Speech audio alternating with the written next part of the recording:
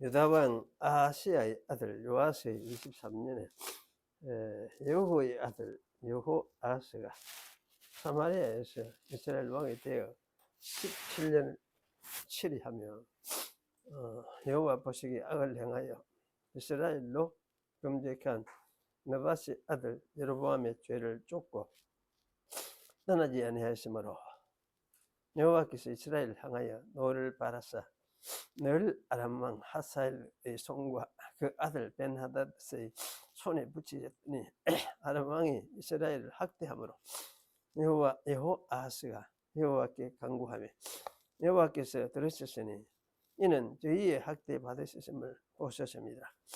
여호와께서 이에 구원자를 이스라엘에게 주시며 이스라엘 자손이 아람 사람의 손에서 벗어나 전과 같이 자기 장막에 거하였으나 저희가 이스라엘로 범죄케 한 여로보암 집의 죄에서 떠나지 아니하고 쫓아 행하며 또 사마리아에 아스라 목상을 거짓두었더라. 아람 왕이 여호아스의 백성을 진멸하여 타작마 등의 빛깔같이 되게 하고 마병 50과 병거 10성과 보병 1만 외에는 여호아스에게 남겨주지 아니하였더라. 여호아스의 남은 사적과 모든 행한 것과 그 권력은 업적은 이스라엘 왕 역대 지략에 기록되지 아니하였느냐. 여호아스가 그 열조와 함께 자매 사마리아에 장사되고 그 아들 요아스가 대신하여 왕이 되니라. 유다왕 요아스 37년에 여호아스의 아들 요아스가 사마리아에서 이스라엘 왕이 되어 16년을 치리하며 여호와 보시기에 악을 행하여 이스라엘로 범죄케 한 느밧의 아들 여로보암의 모든 죄에서 떠나지 아니하고 쫓아 행하였더라. 요아스의 남은 사적과 무릇 행한 일과 유다왕 아마샤와 싸운 권력은 이스라엘 왕 역대 지략에 기록되지 아니하였느냐. 요아스가 그 열조와 함께 자매 이스라엘 왕들과 함께 사마리아에 장사되고 여로보암이 그 위에 앉으니라. 엘리사가 죽을 병이 들매 이스라엘 왕 요아스가 저에게로 내려가서 그 얼굴에 눈물을 흘리며 가로되 내 아버지여 이스라엘 병거와 마병이 하며 엘리사가 저에게 이르되 활과 살을 취하소서. 활과 살들을 취하며 또 이스라엘 왕에게 이르되 왕의 손으로 활을 잡으소서. 곧 손으로 잡으며 엘리사가 자기 손으로 왕의 손을 은찰하고 이게 안찰이란 말이에요. 그냥 손 위에 얹은 거예요. 이 안찰칼이 이게 그걸 왜 안찰을 했는지 모르는데 막 두드리 패는 이걸 자꾸 안찰을 하는데 안찰이 이걸 자체에서는 이게 안찰을 하는 게 아니고 그냥 얹었어요. 손 위에. 가로되 동편창을 여소서 곧 열매 엘리사가 가로되 소소서 곧 소매 엘리사가 가로되 이는 여호와의 구원의 살 곧 아람에 대한 구원의 살이니 왕이 아람 사람을 진멸하도록 아벡에서 치리이다. 또 가로되 살들을 취하소서 곧 취하며 엘리사가 또 이스라엘 왕에게 이르되 땅을 치소서. 이에 3번 치고 그친지라. 하나님의 사람이 노하여 가로되 왕이 5, 6번을 치십니다. 그리하였다면 왕이 아람을 진멸하도록 쳤으리이다. 그런즉 이제는 왕이 아람을 3번만 치리이다 하니라. 엘리사가 죽으며 장사하였더니 해가 바뀌면 모압 적당에 지경을 범한지라. 마침 사람을 장사하는 사람들이 그 적당을 보고 그 시체를 엘리사의 묘실에 들이던지매 시체가 엘리사의 뼈에 닿자 곧 회생하여 일어났더라. 기겁하는 일이죠. 여호아스 왕의 시대에 아람 왕 하사엘이 항상 이스라엘을 학대하였으나 여호와께서 아브라함과 이삭과 야곱으로 되버려 세우신 언약을 인하여 이스라엘에게 은혜를 베풀어 긍휼히 여기시고 긍고하사 멸하기를 즐겨하지 아니하시고 이때까지 자기 앞에서 쫓아내지 아니하시더라. 고민하는 것. 하나님이 아람 왕 하사엘이 죽고 그 아들 베나닷이 대신하여 왕이 되며 여호아스의 아들 요아스가 하사엘 아들 베나닷의 손에서 두 성읍을 회복하였으니 이 성읍들은 자기 부친 여호아스가 전쟁에 빼앗긴 것이라. 여호아스가 베나다를 세 번 쳐서 파하고 이스라엘 성읍을 회복하였더라. 예. 감기가 갑자기 이게 되네. 말로 하기는 조금 나오고. 예, 오늘 이제 우리 지난번에 11, 12장에서는 유다 왕국에 있었던 사건을 다루었습니다. 제사장 여호야다가 주도하여서 아달랴를 제거했죠. 제거하고 7살 되는 요아스를 왕자를 유다 왕으로 세운 일, 그것을 우리가 보았습니다. 그래서 요아스가 왕이 되어서 성전에 퇴락한 것을 수리하는 그 일, 그리고 또 요아스가 실수로 잘못해가지고 아람 왕에게 하사엘이 군대를 이끌고 쳐들어왔을 때에 요아스 왕이 하나님을 의지하지 않고 유다에서 먹을 수 있던 건들을 다 모아가지고 아람 왕에게 갖다 보냈어요. 그래서 돌아가라, 이 돈 받고 돌아가라 이렇게 하니까 뭐 돈 받고 그 금을 많이 보내주니까 그냥 아람 왕이 돌아갔던 그런 일을 우리가 다룬 걸 12장에서 보았습니다. 근데 오늘 여기 13장은 이제 이거는 유다의 앞에 11, 12장은 유다에 있었던 일이고 13장은 북쪽 이스라엘에서 있었던 사건을 다루고 있어요. 그래서 이게 이스라엘하고 유다하고 이게 굉장히 헷갈려요. 우리한테는 내는 이스라엘 유다가 아이가 뭐 자꾸 이렇게 하는데 북이스라엘 남쪽 유다 뭐 이런 그 구분을 여러분이 의식을 하면서 좀 읽는 게 필요하다 싶습니다. 이 여호의 아들 여호아하스가 하나님 앞에서 어떻게 했던가 이걸 이제 다루고 있어요. 여호아하스 첫 번째 나오는 사람이죠. 여호아하스. 여호아하스 하면 아마 여호와가 사로잡는다, 사로잡았다, 뭐 사로잡는다 이렇게 하는 게 옳은 것 같아요. 이 의미는. 그런데 사실 이름하고 자기 이름의 신명을 많이 갖다 사용한다고 해서 믿음이 좋은 건 진짜 아니거든. 근데 하여튼 보면 자기 이름, 사람의 이름의 신명을 억수로 많이 사용을 하고 있어요. 그래서 이제 이 여호아스를 다루고 있고, 또 하나는 여호아스 아들 요아스예요. 요아스가 하나님과 어떤 관계를 가졌던가 이걸 또 다루고 있어요. 그리고 이제 엘리사가 죽기 전에 어떤 일을 했던지 이걸 말하고 있습니다. 그리고 이쯤에서 유다 왕 요아스하고 이스라엘 왕 요아스가 같은 이름을 사정하고 있으니까 굉장히 혼란스러워요. 그래서 주위에서 우리가 이게 누구를 가리키는 말인지 성경을 읽을 때 좀 잘 생각할 필요가 있습니다. 어쨌든지 13장은 하여튼 남쪽이 아니고 북쪽 이스라엘에 있었던 일을 취급을 하고 있다. 일단 이렇게 이해를 하고 북쪽 이스라엘을 여러분 생각을 머리에 염두에 두는 게 좋겠습니다.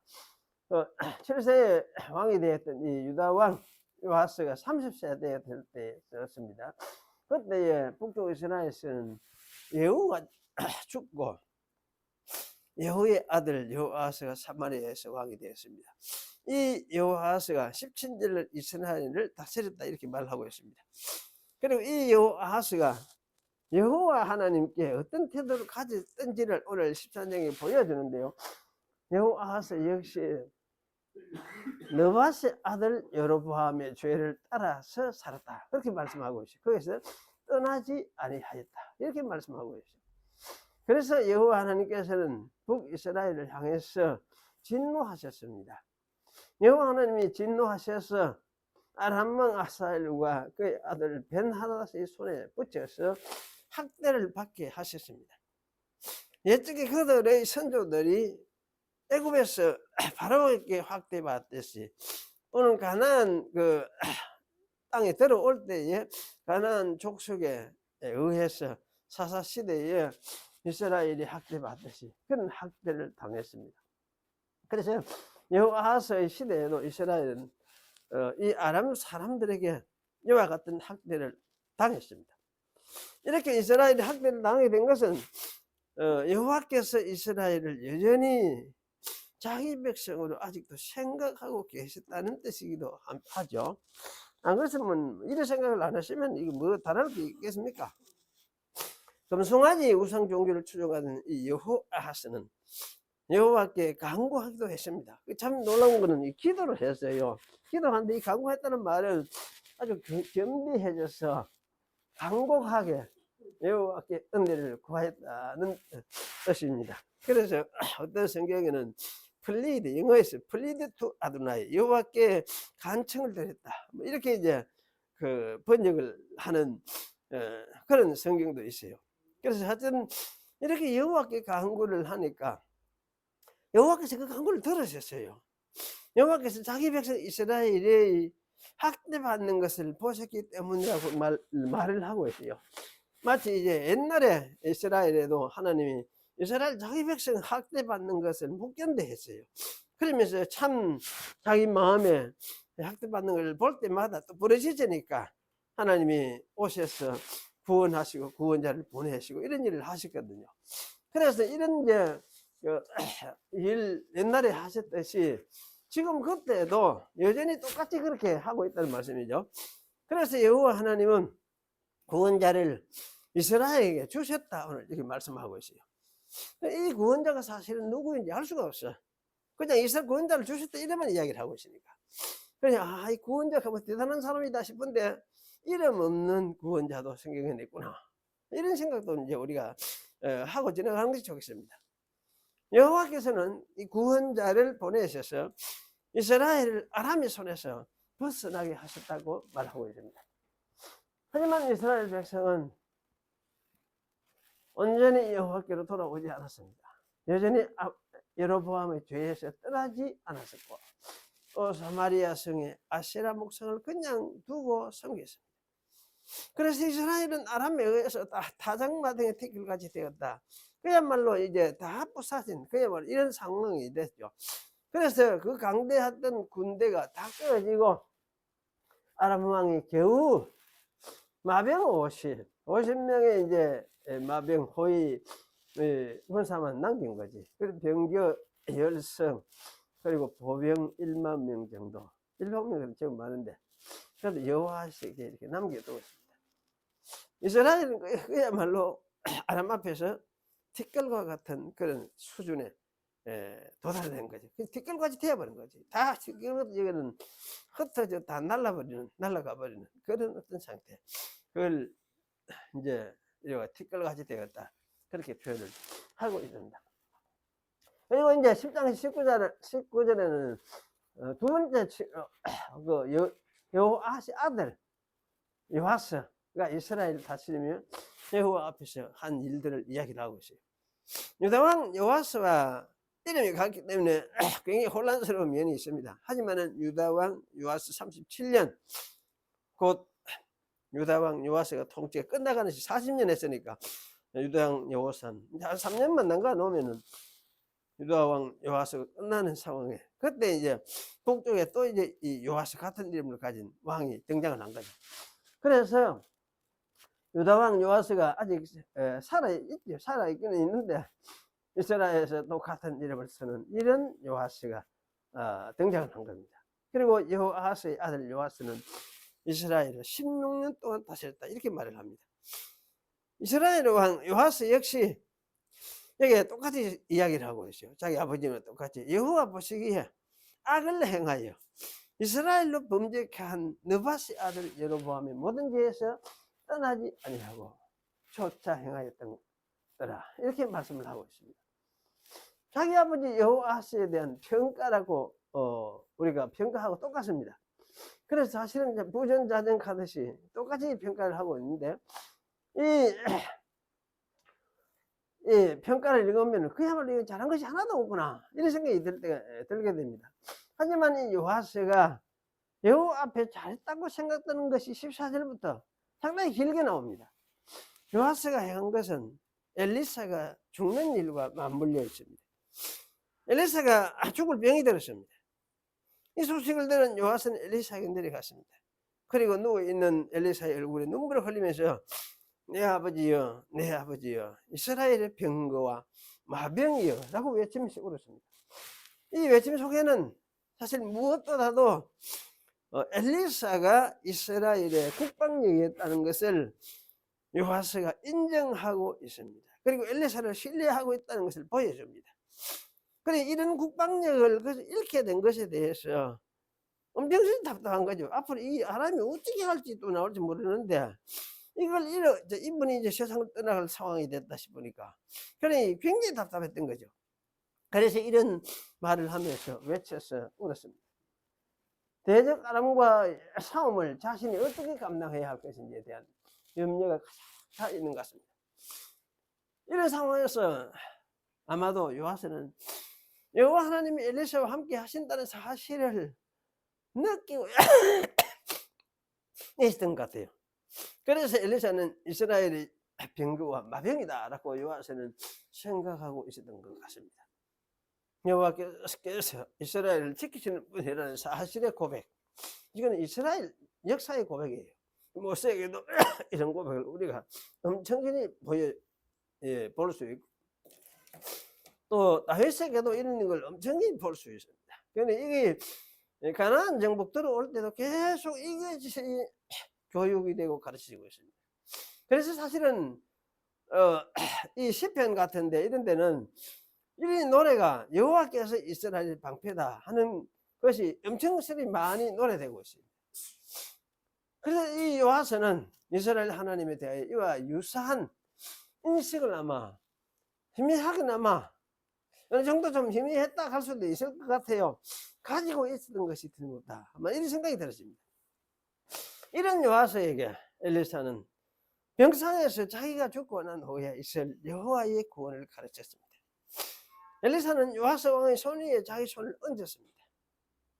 성경에서 많은 경우에 손을 뭐라 하느냐, 손을 왜 얹느냐 하면 손은 능력을 의미해요. 능력. 그렇게 하나님의 능력. 요새 우리 함부로 손 얹어가 이렇게 하는 거 이게 아니에요. 목사 세울 때 이제 손을 넣는 이거는 의미가 좀 달라요. 이거는 뭐냐면은 능력을 전달하는 것이 아니고 당신과 우리가 똑같은 복음, 이 능력이 복음으로 완성이 되니까 똑같은 복음을 함께 고백하고 함께 이제 우리 하나의 동지가 되었습니다. 한 주님을 섬기는 함께 섬기는 사람이 되었습니다. 이걸 이제 뜻한 뜻으로 이래 안수를 해요. 안수를 하는데 그렇게 사실 일반적으로 이제 이거는 능력하고는 조금 다른 거죠.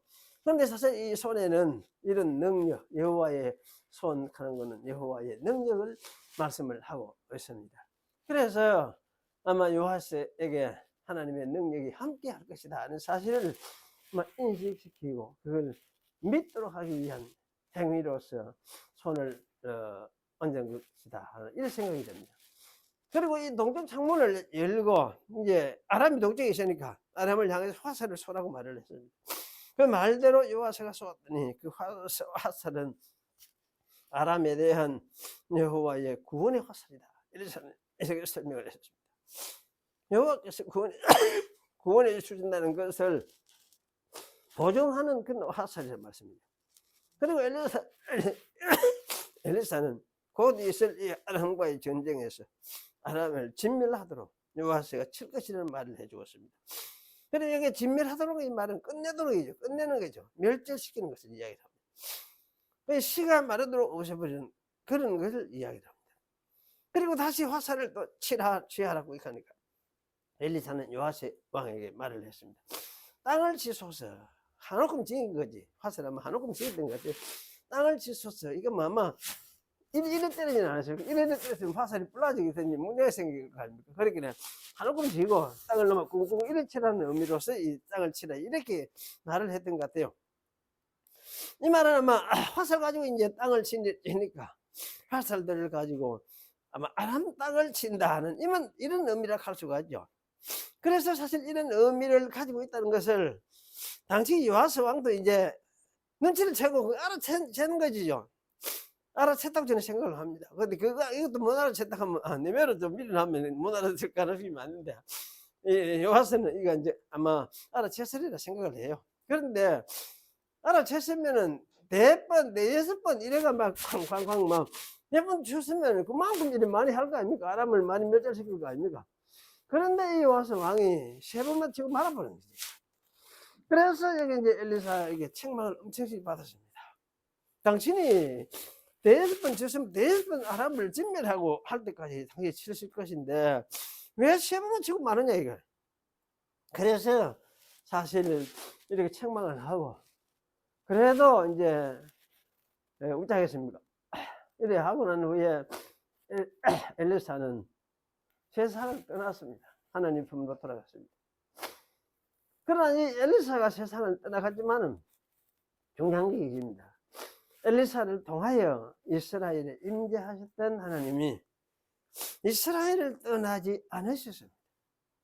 엘리사가 죽고 무덤에 묻힌 다음에 일단의 모압 부대가 또 이스라엘 경계를 넘어왔습니다. 뭐 노략질 하려고 넘어온 거죠. 그때에 마침 죽은 사람을 장사 지내겠다고 이스라엘 사람들이 시체를 메고 가고 있었는데 이 사람들이 노략군을 아람의 노략군을 보고는 놀라서 그 시체를 엘리사의 무덤 안으로 던져 버렸어요. 근데 그 시체가 엘리사의 뼈에 닿자마자 이제 다음 해니까 엘리사는 이제 거의 다 썩었어요.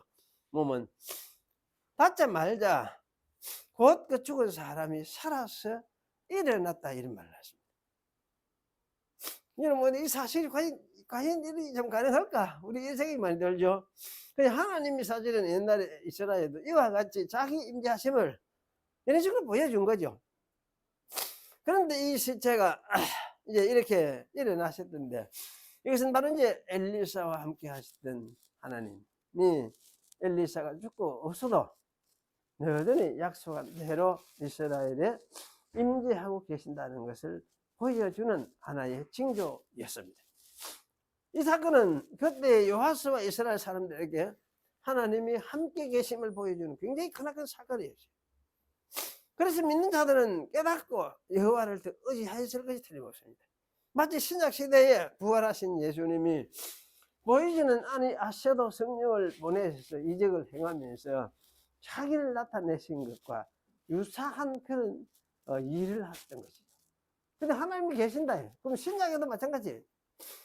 제 사도들이 나가서 이 복음을 전하면서 이렇게 하죠. 병도 고치고 죽어서 살리고 이래 하면서 이 복음을 전했잖아요. 그거는 예수님이 배경에 계신다는 게 보여주는 거예요. 그럼 예수님이 배경에 계시면 또 누가 이제 그 뒤에 아버지 하나님이 계시는 창조주 하나님이 계신다. 이것을 보여주는 그런 징조들이었어요. 그래서 사실은 오늘날 이거는 참 우리가 함부로 뭐 이런 이적을 행하려고 이거는 좀 안 돼요. 안 돼요. 이건 하나님이 독특하게 자기를 드러나신 계시 사건으로서 이런 일을 행하셨어요. 그래서 이런 일 때문에 신약의 사도들이 복음을 전할 수 있었습니다. 그때도 마찬가지였습니다. 엘리사에 부딪힌 죽은 사람이 회생애가 살아보는 거야. 회생애가 살아나는 거야. 이거는 그야말로 있을 수 없는 일이에요. 그래서 이 부분은 2절에서 25절은 이 부분은 아마 13장을 기록한 목적을 보여주는 것 같아요. 이런 일을 이제 했는데 여호와서 시대에도 하나님은 북쪽 이스라엘이 망하기를 기뻐하지 아니하셨어요. 오히려 그때도 하나님은 이스라엘을 뭡니까? 긍휼히 여기시고 또 한탄하시고, 이 한탄한다는 이 말은 제가 이렇게 번역을 했는데 뭡니까? 사람 지었음을 하나님이 한탄하사 할 때도 이 말을 썼어요. 라함이란 히브리 동사를 썼는데 한탄하시고 또 돌아보시고 멸하기를 절개하지 아니하시고 자기 앞에 쫓아내지 아니하셨다. 그게 주저하는 것 같은 이런 어떤 그 모습을 면모를 보여주고 있어요. 그 이유는 무엇이냐? 그때까지 이스라엘 역시 아브라함과 이삭과 야곱의 자손, 곧 언약의 후손들이다. 이것을 하나님께서 기억하고 계시기 때문이었습니다. 하나님은 이스라엘의 조상들과 맺었던 언약 때문에 그때의 이스라엘을 여전히 자기 백성으로 생각하시면서 은혜를 베푸시고 그러면서 주저를 하고 있고 심판을 없애버려야 될 수도 있는데 사실은 그때까지도 주저하고 있었던 것 같다는 생각이 들어요. 그래서 저는 이런 하나님의 모습을 보면서 하나님이 고민을 하시네. 하나님이 고민하시네. 사람 때문에 고민하시네. 이런 생각이 들어요. 하나님이 이와 같이 하면서 또 인내하시고 사랑하시고 기다리시고 심판하시며 주저하시고 터디하시는 걸 볼 수가 있을 것 같습니다. 비록 그들을 다스리는 왕들이 엉뚱한 길, 곧 우상숭배의 길로 백성을 이끌지라도 그들이 여호와를 향한 조그마한 마음이라도 표현하실 때는 그들에게 자신을 나타내시고 구원을 베풀기도 하셨어요. 그럼 조금만 요청 많으니까 자기를 나타내세요. 그러면서 이스라엘 백성의 은혜를 베푸셨고 인내하시고 또 심판하기를 주저하셨습니다. 14장에도 비슷한 게 나와요. 이렇게 하신 것은 그래도 이스라엘을 아브라함과 이삭과 야곱의 후손들, 곧 언약의 후손들의 사실을 인정하고 계시기 때문이라 이런 생각이 듭니다. 그러니까 이거는 이제 구약이지만 신약에는 무엇입니까? 그게 믿는 가정을 통해서 죽으신 자녀들이 이런 자녀들이 이렇게 할 수가 있죠.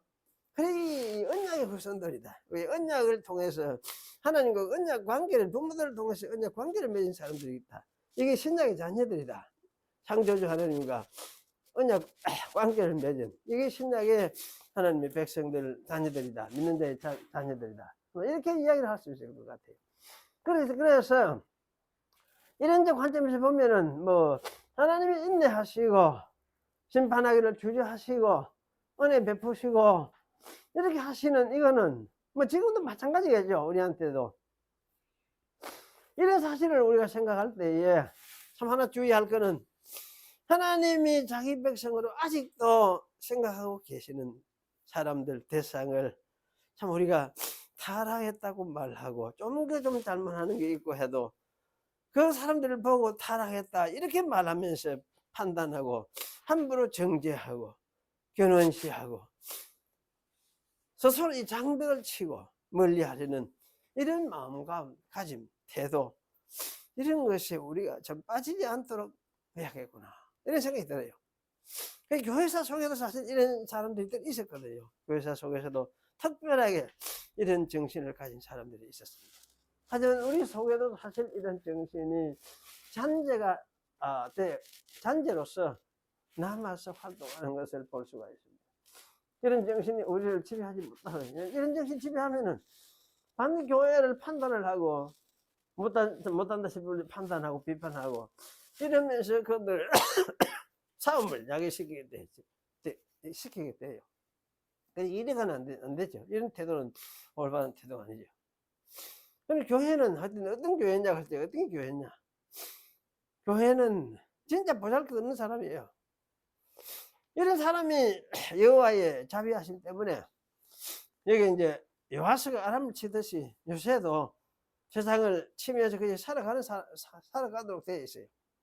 그래서 여기 이제 교회는 하나님의 백성으로서 진짜 보잘것없는 주에 교회 하는 거 보니까 요새 목사들 하는 거 보니까 볼 것도 없고 그거 뭐 하거드나 이렇게 이제 생각을 할 가능성이 많아요. 하고 그걸 얕보고 이렇게 하는 비판하고 그런 정신에 우리가 빠지지 않도록 해야 된다. 그런 말이에요. 그렇게 하다 보면은 자기 외에는 다쳐버리지. 또 완전한 사람이 세상에 어디 있습니까? 완전한 사람이 없어요. 그러니까 사실은 이단이 아닌다면 삼위일체를 부정하고 창조주 하나님 아버지라고 하고 이렇게 하는 걸 부정한다 하면 그 당연히 그는 정죄하고 해야 되지만 그렇지 않고 똑같이 그렇게 믿고 그런데 참 이 부족한 이러한 모습들 속에 모습을 가지고 살아갈 때라도 우리가 참 이런 사람들을 우리가 비판하고 하는 이런 면에 참 조심해야 되겠다 그런 생각이 많이 들어요. 또 하나 우리가 생각할 것은 아하스와 요아스라는 인물들이 하나님과 가진 이 관계에 대한 것이에요. 단도직입적으로 말하면은 요아스 이들이 이게 신앙이 있는 사람입니까? 어떤 사람입니까? 기도도 안 했나 이거? 기도하니까 하나님 들어가 구원자를 보내주겠어요. 기도하니까 견성하고 기도하니까. 그러니까 이게 이런 사람들이 과연 이 사람들이 믿는 사람, 신앙이 있는 사람인가? 신앙을 논해야 될 사람인가? 이 두 사람 그러면서 두 사람이 다 사이비 종교를 숭상하면 그 제도를 폐지를 하지 않고 계속 보존하는 그런 사람이에요. 그런 가운데서 이제 신앙이 있는 같이 행동하게 됐어요. 이제 여호와서는 그야말로 기도했고, 여호와서도 역시 똑같이 내려와가 하나님의 은혜를 간구했고 이래 했죠. 그래, 이 사람들이 과연 신앙이 있는 사람인가? 여호와 하나님의 구원을 몸속 경험하게 했는데, 참 이게 어려운 것 같아요, 이런 부분이. 어쨌든 이것이 명백하게 이걸 이야기하려고 하는 건 성경의 이 기록이 목적이 아닌 것 같아요. 어쨌든 이 사람들은 이 신앙적인 정체성을 우리가 뭐라고 말을 해야 될지 참 말을 하기 참 어려운 것 같아요. 예를 들면 어떤 교단, 우리 교단 교회, 부산의 어떤 교회, 선임이 전에 중이 교회를 나오기 시작을 해가. 자꾸 한 주일 나오고 두 주일 나오고. 그래도 뭐 한두 번 와보고 안 올 줄 알았는데 계속 나오는 거예요. 나오고. 그러니까 전심을 해가 먹는데도 또 전심을 같이 참여해가 먹는 거예요. 그러니까 밥을 안 줄 수가 없지. 밥 딱 주고. 이래가지고 한 1년을 그 생활을 했어요. 교회 나오고 그걸 했어요. 그런데 이제 1년 지나고 나서는 교회를 안 나오더래. 그래 목사님이 왜 안 나오는지 전화를 해서 물으니까, 목사님, 내 목구멍이 포도청이라서 하여튼 먹고 살아야 되는데, 가짜 맥이라도 먹고 살아야 되는데 이게 이 가짜 맥이라도 이런 짓을 해가지고 하면 그거까지 먹고서 한다는 거예요. 그런데 당신 말대로 그래 가면 내가 어떻게 살 수 있느냐. 그러니까 안 먹겠는 나 저는 못 가겠습니다. 이렇게 하고 주저하고 말더라. 그런 이제 이야기를 하는 걸 제가 들었습니다. 이런 류의 사람일지 하여튼 잘 모르겠어요. 히브리서에 나오는 대로 하늘의 은사를 맛본 사람 틀림없거든. 역사적 사건을 하늘의 은사를 맛본 사람 틀림없어요. 그런데 믿음은 안 가진 사람들 같아요. 그래서 참 이게 이런 사람들이 참 애매한 것 같아요. 그래서 우리가 참 이걸 잘 쉽게 판단하는 것을 뭐 판단할 필요가 없는데, 우리가 먼저 판단할 필요는 없고, 우리가 분명한 것은 어쨌든 신앙이라는 것은 뭐냐 할 때에 진짜 지가 자기 위치에서 왕이니까 바르게 세우려고 하면 얼마든지 할 수 있잖아요. 근데 그걸 하지를 아니하더라. 그래, 그걸 볼 때에 신앙은 뭐냐 할 때 역사하는 믿음. 역사하는 믿음이 움직이는 거거든. 믿음은 움직이는 거예요. 하나님의 백성이 참 신앙이 오면은 참 신앙이 오는 대로 이것을 움직이게 돼요. 완전하냐 아니냐 이거는 다음의 문제고, 완전하지 않아도 괜찮아요. 그런데 하여튼 움직이게 되어 있어요. 이렇게 신앙이 오면. 그런데 참 그렇게 하지를 않아하고 그 상태 속에서 빠져서 살았던 것을, 생애를 마쳤던 것을 보면은 아마 이 사람들은 참 신앙을 가진 사람은 아니었겠다, 이런 생각이 들어요. 그러면서 이들이 기도를 하니까, 기도도 하나님 들어주실 때가 있거든. 그럼 요새 우리 같으면 안 그렇습니까? 믿음이 참 없어도 여호와 하나님의 이름으로 도움을 구하면 하나님이 들어준다 이 말입니다. 이게 참 희한한 일이죠. 희한한 일. 사실 우리가 참 이런 거 볼 때에, 그러면 이 교회 안에서도 이런 사람이 기도하면 기도 들어주시고, 그렇게 이제 해서 어떤 사람은 이런 일을 통해서 믿음으로 이르는 사람이 있어. 믿음으로 이르는 사람. 믿음이 더 확실해지. 하나님 맞네, 살아 계시네, 이러면서도 확실해지는 사람이 있어. 그런 사람이 있는 반면에 그래도 안 믿는 사람이 여전히 있어. 그래도 안 믿는 사람이 있어. 그 웃자겠습니까, 그거는? 안 믿는 사람은. 그래서 참 중요한 거는 이런 믿음이 없고 이렇게 우상을 추구를 하고 자기의 삶을 위해서 우상 종교, 가짜 종교를 추구하고 그 체계를 옹호하며 지켜나가려는 이런 사람도 하여튼 하나님이 기도하니까 들어 응답을 해주시더라. 그래 구원을 베풀어 주시더라. 구원 경험을 하게 하시더라. 그게 참 놀라운 사실 같아요. 그게 아마 이래서 우리 성도들은 평생 살면서 구원 경험을 가끔 하게 되는구나, 이런 생각이 들어요. 기도하면은 하나님 들으셔가지고 진짜 구원의 어려운 경지에 빠졌을 때 구원해 주시는 것을 경험하게 되고 이렇게 되는구나, 이런 생각이 들어요. 그래서 사실은 이랬든 어쨌든지 간에 선택은 하나님의 몫이고, 하여튼 하나님의 그 언약의 바운더리에 들어가서 생활하는 사람은 적어도 여호와 하나님의 이름으로 기도하고 하는 것 자체가 나쁜 게 아니죠. 그게 하나님의 어떤 구원하시는 임재를 경험할 수 있는 사건이에요. 그래, 여기 이제 분명한 것은 신앙이 뭐냐 할 때에, 신앙은 결국입니다. 예수 믿는 거, 예수 믿는 거는 예수를 보내신 하나님, 창조주 하나님을 믿는 거예요. 예수 믿는 거는 예수를 보내신 창조주 하나님을 믿는 거예요. 예수 믿는 십자가를, 부활을 믿는단 말은 예수를 보내셔가지고 십자가와 부활을 통해서 하나님 자기를 증거하고 보여주신 창조주 하나님을 믿는 거예요. 이것이 우리가 예수 믿는 거예요. 그래서 이 창조주 하나님을 예수님 사건을 통해서 근데 진짜 아버지가, 하나님이 진짜 아버지네, 이렇게 알라는 거예요. 하나님이 진짜 내 아버지네, 이렇게 알라는 거예요. 우리 예수 믿는다 하면 하나님이 뭐 우리 아버지도 있고 하니까, 엄마도 있고 하니까, 근데 진짜 하나님이 내 아버지다, 근본적으로 우리 인간의 그러면 뿌리고 근거구나, 이걸 확실히 아는 거예요.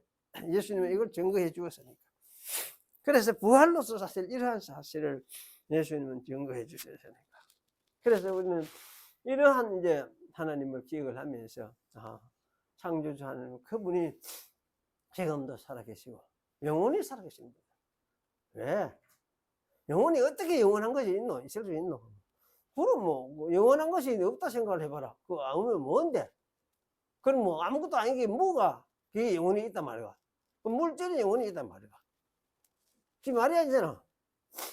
그리고 벌써 영원한 그분이 어떻게 영원히 계셨는지 그거 우리가 잘 모른다 치도, 일단 그분이 영원히 계시는 그분이 계셔서 우리가 창조되어서 태어났구나, 이렇게 말하는 게 굉장히 합리적이에요. 타당해요. 타당해요. 그래서 사실은 이러한 이제 하나님을 우리가 예수님을 통해서, 예수님을 보니까, 예수님 사역을 보니까, 그래 자기 아버지로 모시고 그분을 우리 자신의 의지도 끊고 그분께 굴복하는 거죠. 지식과 정서와 의지를 우리가 끊고 그분께 굴복하는 거. 신앙은 바로 이게 신앙이에요. 하나님께 굴복하는 거. 그래서 경배하는 것이, 이게 경배하는 거. 이게 신앙이에요. 이 마음을 가지는 것이 신앙이에요. 그래서 이걸 아마 자꾸 요새 공부를 자꾸 한다시피 해서하니까 공부하면 되는 줄 아는데, 공부하면 자꾸 되는 게 아니고 이런 마음에 이러는 게 아니에요. 공부하는 게 제일 중요하고 아는 건 중요한데, 이런 마음에 이러지 않고도 자꾸 공부 자꾸 해야 돼. 그 자신은 공부를 왜 하느냐 할 때 이런 마음에 이르게 되도록 주께서 은혜를 베풀 수 주시도록 하기 위해서 공부를 하는 거지. 공부 쓸데없단 말은 아니에요. 아닌데, 그러나 공부한다고 해서 그게 제대로 다 된 것이냐, 그거는 사실은 아니다. 그걸 우리가 기억을 할 필요가 있겠습니다. 어쨌든 교회는 오늘 제 이런 면에서 볼 때에 교회는 북이스라엘을 하나님이 그래도 언약의 백성으로 생각을 하고 계셨다, 이 생각을 우리가 하면은 오늘날 교회도 아무리 엉망진창 같고 할지라도 이 속에, 이 중에 하나님이 계셔서 자기 백성이라고 생각을 하고 계시는구나, 또 이렇게 생각을 해야 하는 거예요. 그래야 돼. 그래야 돼. 아무리 대먹지 않은 것 같아도. 이런 가운데 하나님이 이끌어가지. 자기 백성도 이끌어가는 거예요. 이끌어가는.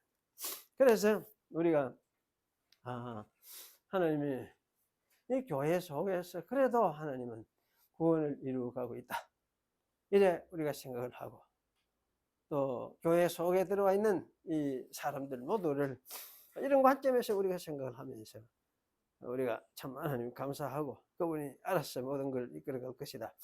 그렇게 우리가 생각을 하고 하나님 사역에 우리가 항복하는, 굴러가는 그런 어떤 자세, 이게 이제 믿음이겠다. 그래서 이제 교회 안에 그러면 진짜고 가짜고 누구니 구별해야 되느냐 이래 하지 말고 그런 거 그래 하려고 하지 말고,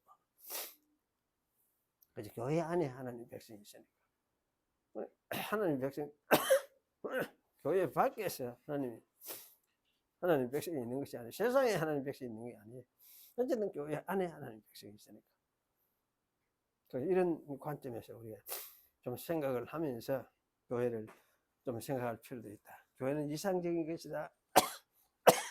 마치 꿈꾸는 그런 무슨 그런 어떤 이상 세계 같은 그런 것이 교회라 생각을 하고, 우리가 그런 생각에 좀 벗어나서 교회에 보잘것없음, 엉망진창 된 교회, 그래 죄인의 교회, 죄인의 교회면서도 뭡니까 갈라고 하는, 저 나라를 향해서 갈려고 하는 그 활개침이 있는 교회, 이것이 교회지. 이것이. 그래서 교회는 죄인의 교회다. 이게 누가 이런 말, 칼발트가 이 말 이렇게 이야기를 했어요. 칼발트, 죄인의 교회다. 기도하겠습니다. 데려가신 하나님, 감사합니다. 오늘 또 주의 말씀을 함께 생각하면서 우리가 교회를 어떻게 생각하고 또 하나님과 관계를 가져야 할 것인지를 다시금 생각을 했습니다.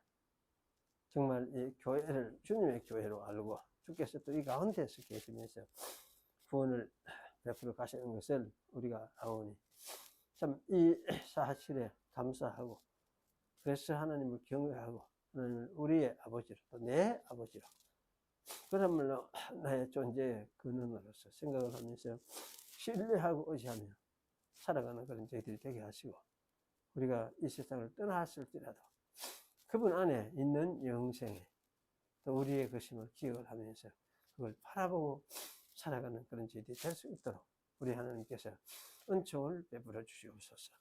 그저 예수님의 이름으로 기도하옵나이다.